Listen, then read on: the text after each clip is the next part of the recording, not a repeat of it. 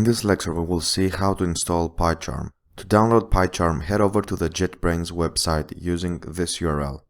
Then click Download. If you find this tutorial helpful and want to dive deeper into mastering PyCharm, check out my full course on Udemy. The link is in the description below. You will find detailed lessons, hands-on projects, and much more to help you become proficient with PyCharm.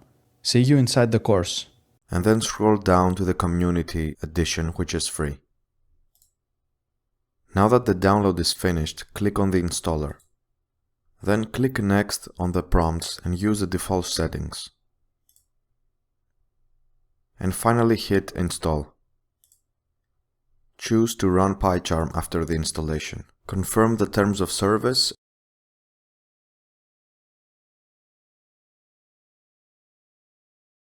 And now the installation is complete. Thank you for watching and I will see you on the next lecture.